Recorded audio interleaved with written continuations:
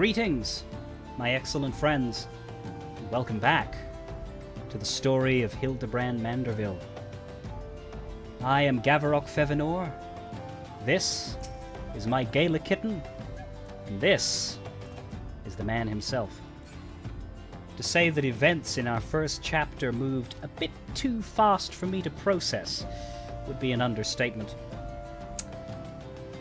I'd been asked by my old friend Wymond to help out a lonely young lady, Nashu Makaraka, who I found at a grave mourning her lost friend Hildibrand.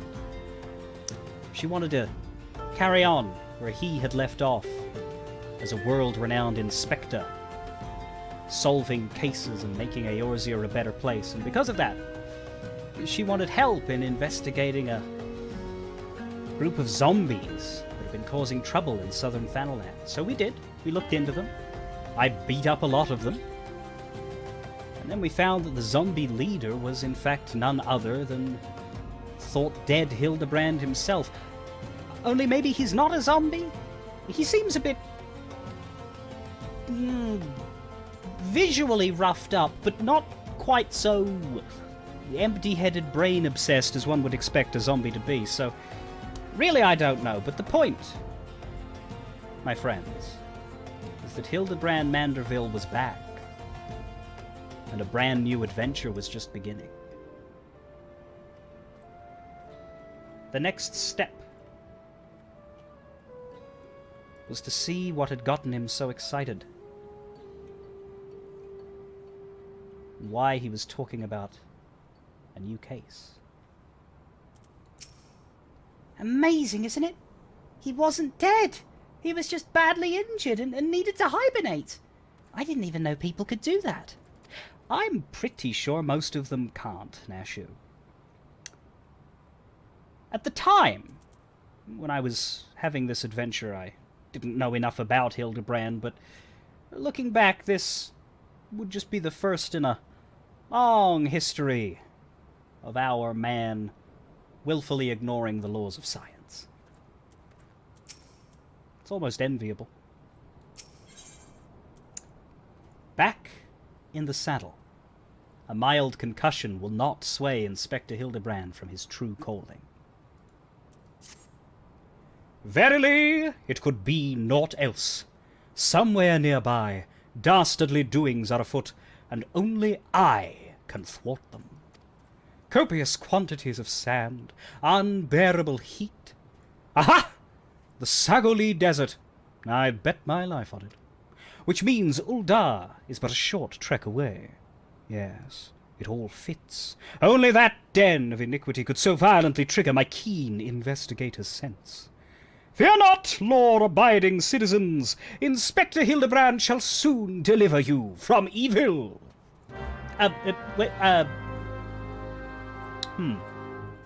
That was quick. Do you know where he's going? Which way did he go, Gavaroc? That's what I was asking you. Did you see? Oh dear, I've got to find him.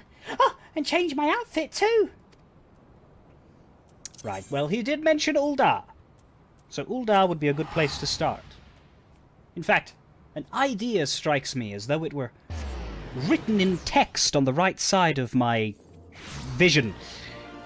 An idea to question the residents of Uldar and the steppes of Nauld. Any three in particular I don't know, but we'll just see what whims strike me. This one looks like a likely sort. Agnes.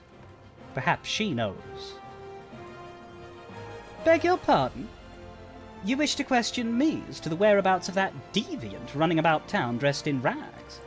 Do I look like a reporter for the Mithril Eye? I do not consort with perverts! My first attempt at questioning a resident of Uldar was somewhat of a strikeout, but I had a feeling that at least one of my remaining two would go well. Silver Nettle, have you thoughts for me? What? You're looking for a half-naked Highlander what likes to catch criminals? I think I'd remember a thing like that. If you do manage to find this inspector friend of yours, tell him to do something about that god's damned do list, Me mate's pa's cousin's kid's best friend lost his blade the other day to that bastard. Right. Nothing on our Hildibrand, but perhaps a tip for something Hildibrand might be interested in. We continued our search within the quicksand with a man named Botulf. An unfortunate name, that. But there are worse names in Eorzea. Sorry, lad. But if it's information you want, you'd be best served by going to Wymond. The only rumours I've heard are those about the weapon thief. Calls himself a duelist, or so I hear. But when you don't allow your opponents to refuse, well... Nothing on our friend, but quite a lot on our duelist.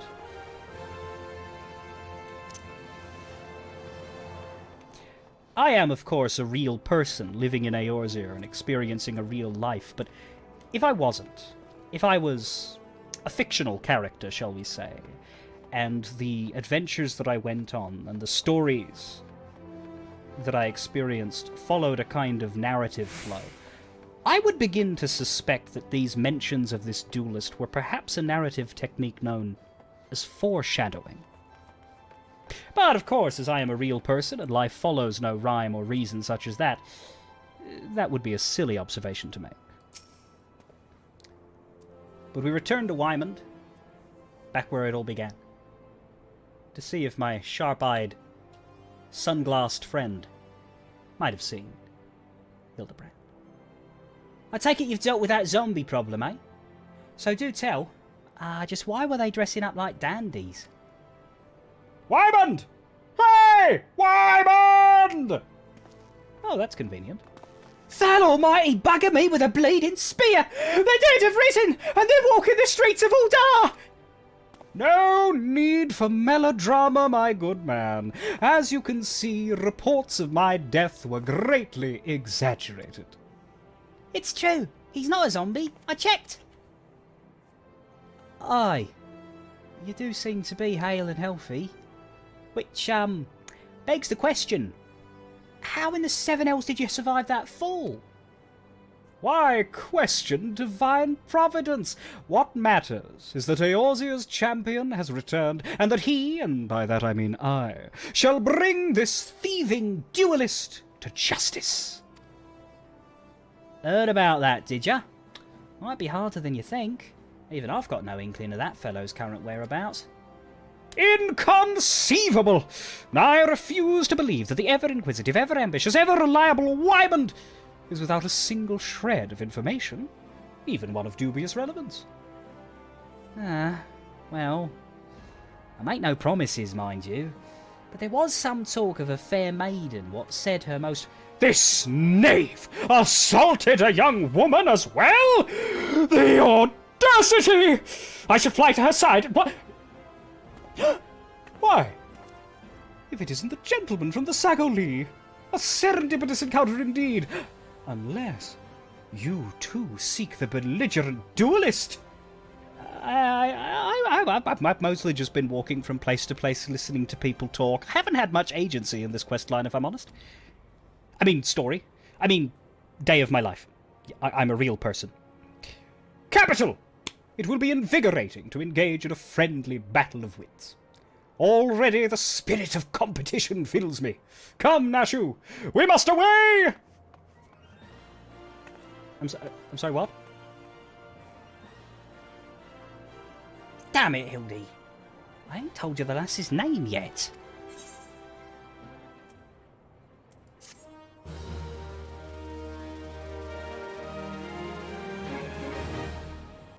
Greetings, my excellent friends. My name is Gavaroc Fevenor, and this is the story of Hildibrand Manderville. Or at least, it should be. The man appears to have run off. Again. It's starting to become a pattern with him. Well, at least I still have my Gala kitten. He'll never abandon... Hey! What are you going? I was going to say that he will never abandon me, but he chose that exact moment to fly out of the camera. And if that isn't symbolic, then I don't know what is. But nonetheless, let us chase after Hildibrand. Why? I really don't know. After her own heart. Wyman believes it would be best if you assisted Inspector Hildibrand with his investigation. Don't recall asking Wyman's opinion, but alright. Well, Gavaroc, you might as well go after him. You'll be disappointed if you don't. The lady in question is named Yellow Moon. She's a woman with a taste for the finer things in life. Safe to say you'll find her getting fitted for something in the Weavers Guild most every day. Good luck with the inspecting, Inspector. Ah, yes. See, because Hildibrand never actually waits to listen to anybody else when they speak, it appears he's under the mistaken impression that I, too, am an inspector. And I can somewhat see why. The outfit does give off an air of gentleman finery. In fact, I could even make a small amendment here to further add to that impression and announce myself as a gentleman myself. But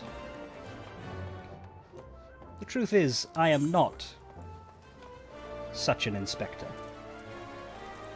What I am is a simple adventurer along for the ride because I'm curious as hell.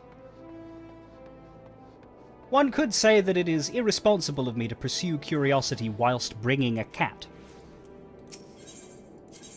But I say, the cat that curiosity killed didn't have wings, so that cat was at a distinct disadvantage and should not be used to make me feel bad about my adventures. The Gala kitten will be fine. The Gala kitten can fly away. Don't judge me. Nonetheless, we headed off to speak with Yellow Moon, as we realized that we'd traveled to the wrong aetherite shard and had to walk a little bit longer than perhaps was efficient. Wouldn't be the first time I'd gotten lost in Uldar. Miserable place. Nonetheless, we arrived at the Weavers in due time.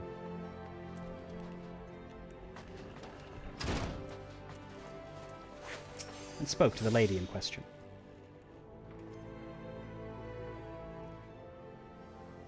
My beloved Pure Heart was unlike any wand you've ever seen. Elegant, refined, the perfect accessory for any cultured woman. You will bring it back to me, won't you? Sorry, what? I know that you said a lot of words just then, but I was somewhat distracted by the imbecile over in the corner. Don't look. It'll encourage him. A priceless possession, callously ripped from the hands of its owner. Oh no. The lady weeps, and the wind bears her sorrow to his ears. What gentleman could hear this clarion call, and not beg the honour of championing her cause? Hi, Hildy. What in the world? I swear to you, here and now, I, Hildibrand, Agent of Enquiry, Inspector Extraordinaire, shall scour all creation, from the deepest pit of the seven hells to the very pinnacle of the heavens, for your pure heart. What he said? And you, my fellow servant of justice, I see your instincts are not to be underestimated, having guided you to this fair maiden's side. Now then, Miss Moon, what could you tell us of the theft? Thefts, sir, to be precise. My Pure Heart was only the most recent item to be taken from me. I'm certain I had it when I left home the other day. After I browsed the latest fashions at Sunsilk and took in a match at the Colosseum, I realized it was gone. So the time and location of the thefts are unknown. Essential details without which we cannot solve the case. There is but one logical course of action, Miss Moon. To coax the hidden clues from your memories, we must reenact that fateful day's excursion to Sunsilk Tapestries!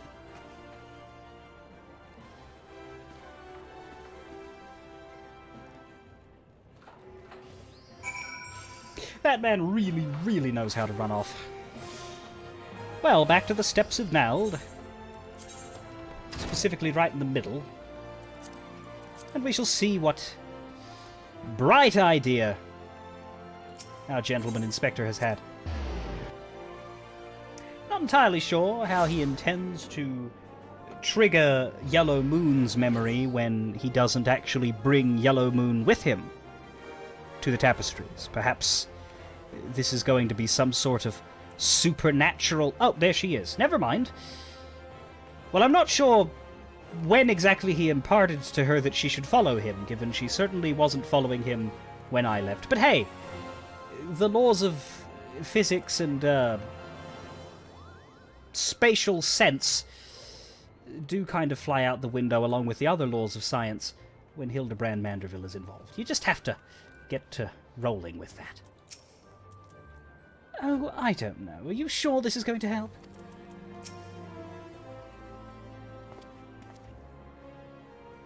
Miss Moon, would you be so kind as to describe your visit in detail on the day in question?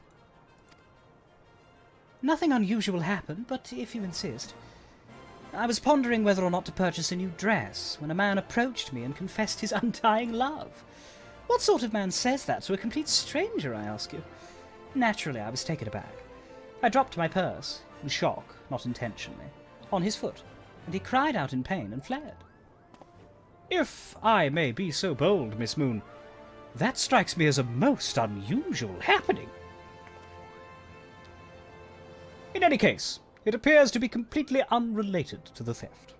Let us next proceed to the Colosseum and see what you remember.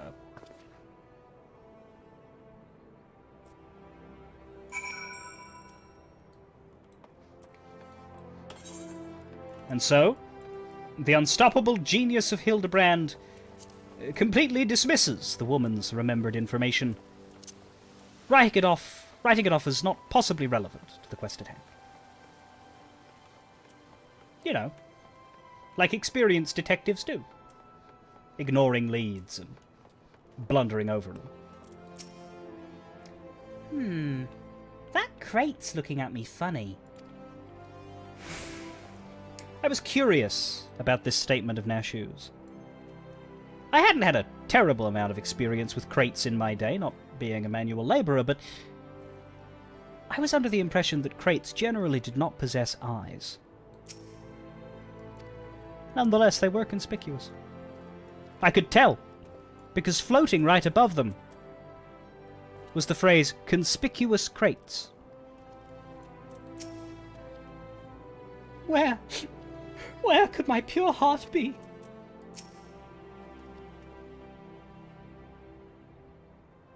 Once again, Miss Moon, if you would be so kind as to tell us what you remember. Well, like before, nothing unusual happened. I felt like gambling that day and was debating which match to observe when a gladiator approached me from behind and confessed his undying love. Naturally, I was taken aback. I whirled about and struck the man in the face with my purse, in shock, not intentionally. Unfortunately, since I was carrying a tremendous sum of money, my purse weighed about 6 ponzes, and the blow was enough to render him unconscious. 120 ponzes? Miss Moon, you are a remarkably strong woman. Which is precisely why you were targeted. Oh, it's so obvious in hindsight.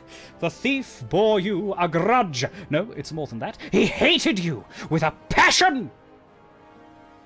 There sure are a lot of giant crates in Uldar. At the Weavers Guild, at Sunsilk Tapestries, and here too.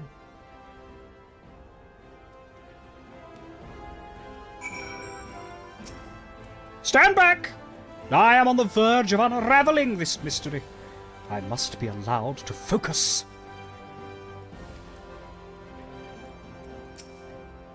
These crates are everywhere, Gavaroc. I wonder what's inside. But I don't see how we could open... Oh, of course! I still have plenty of explosives. Here, why don't you try? It'll be fun. Personally, I would have suggested a crowbar. Perhaps something a little less violent. But no, instead we're going to detonate some bombs in the middle of a city thoroughfare without warning, while not being remotely concerned as to whether or not it's legal to detonate a bomb in the middle of a city thoroughfare. Technically speaking, I had not checked the charter rules of Uldar as to whether there were any laws against detonating explosives in the middle of a city thoroughfare. But if I were to consult my common sense deep down, this was probably a mistake. Nonetheless, in the imaginary list to the right of my field of vision that always told me what to do, I could see the words, "Destroy the suspicious crates with Nashu's explosives." So, I did it. And I don't regret it. I promise.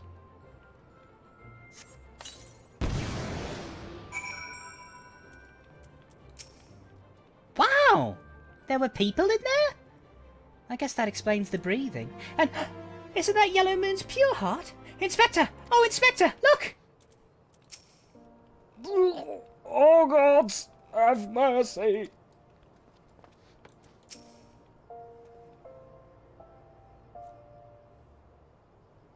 At the heart of every crime rests a single unassailable truth, reached only by navigating a web of falsehoods and contradictions.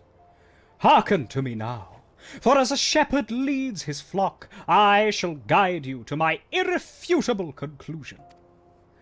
A gladiator professes his feelings only to be rejected and physically assaulted in response, wounding his pride as a warrior and a man. Resenting her prowess whilst recognizing his weakness, he carries out a more feasible vengeance. He robs Yellow Moon of her weapon, the pure heart. Inspector! We found the pure heart. These strange men sneaking around town in wooden crates had it. It's not what you think. We're not thieves. We're devotees. Yellow Moon is our sun and stars.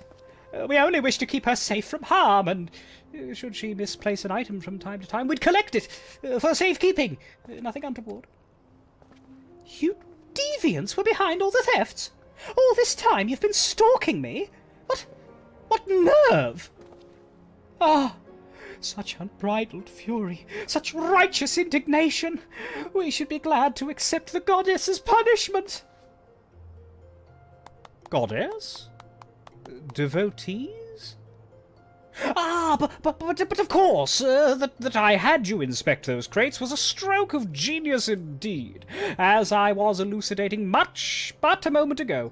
Those fiends are obviously the ones responsible for the recent rash of weapon thefts, as those thefts were carried out by a single individual. You imbecile. Lest you've forgotten, the culprit is a duelist. He only claims his victims' weapons after defeating them in a single combat. If your powers of observation are as great as you claim, you should have deduced that those buffoons in boxes were incapable of such. I should know. I'm a reporter for the Mithril Eye.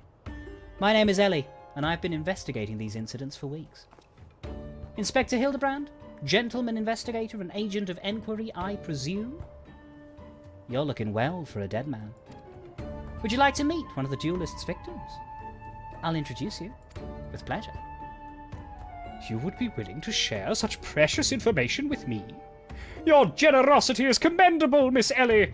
May this mark the beginning of a long and beautiful friendship. Yes, very good. The name of the man is... Huh? But where in the bloody hells do you think you're going? I haven't told you anything yet! Yes, hello, Gavaroc Vevinor. I'm the giant man in the top hat behind everybody else. He does that. He really likes to do that. He's got a issue with listening. He generally just doesn't. He's good at talking, very good at that, but the listening part not so much. Oh well, you've got me. That's good, right?